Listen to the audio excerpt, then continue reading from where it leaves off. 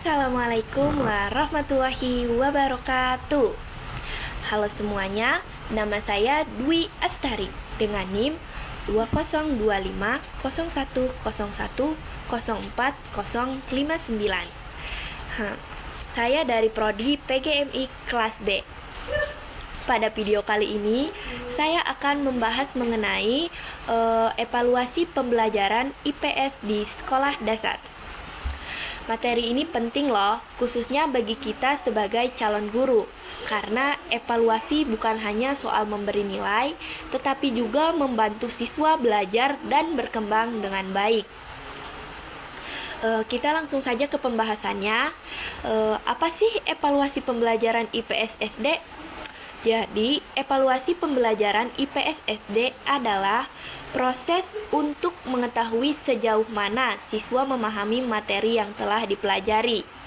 Namun, dalam IPS, evaluasi tidak cukup jika hanya mengukur hafalan. IPS mengajarkan siswa tentang kehidupan sosial, lingkungan, dan nilai-nilai kemasyarakatan. Karena itu, siswa juga perlu dinilai dari cara mereka berpikir, berdiskusi, bekerja sama, serta sikap dan perilaku mereka. Nah, oleh sebab itu, evaluasi pembelajaran IPS harus dilakukan secara menyeluruh. Dalam pembelajaran IPS SD, guru menggunakan yang namanya pendekatan asesmen autentik. Asesmen autentik adalah penilaian yang menilai kemampuan nyata siswa melalui tugas-tugas yang dekat dengan kehidupan sehari-hari. Asesmen autentik menilai 3 aspek utama, yaitu yang pertama, pengetahuan, keterampilan, dan sikap.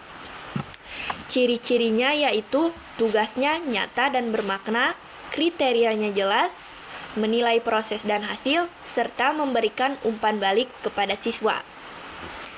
Nah, asesmen ini sangat sesuai dengan pembelajaran IPS karena IPS bertujuan membentuk siswa menjadi warga negara yang baik dan bertanggung jawab. Adapun teknik evaluasi pada IPS SD, yang pertama penilaian proyek. Penilaian proyek adalah penilaian melalui tugas yang dikerjakan siswa dalam waktu tertentu.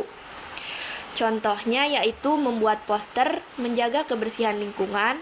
Yang kedua, membuat peta sederhana lingkungan sekitar. Dan yang ketiga, melakukan wawancara sederhana dengan orang tua tentang pekerjaan.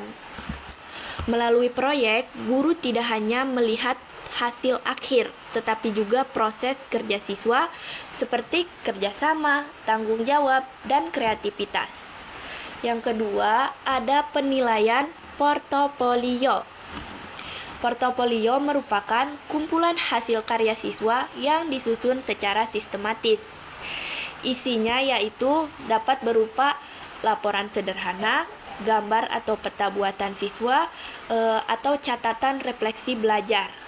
Dengan portofolio, guru dapat melihat perkembangan belajar siswa dari waktu ke waktu, bukan hanya hasil pada satu tes saja.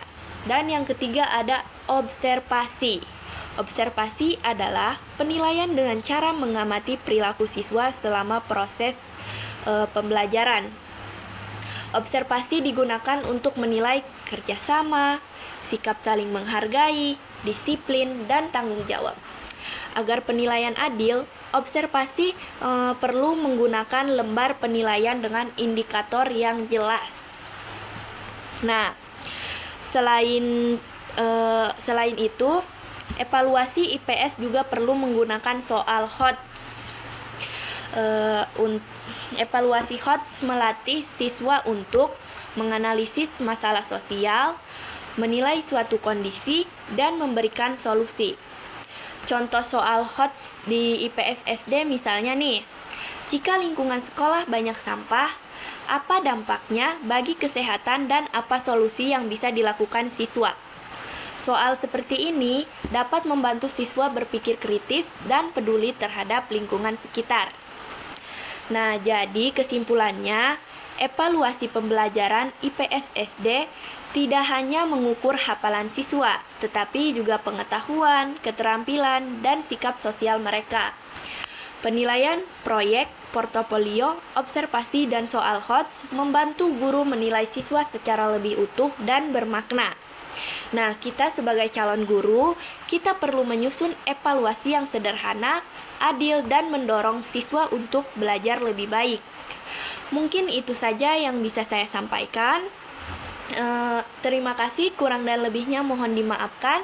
Semoga video ini dapat bermanfaat. Saya tutup dengan ucapan wassalamualaikum warahmatullahi wabarakatuh.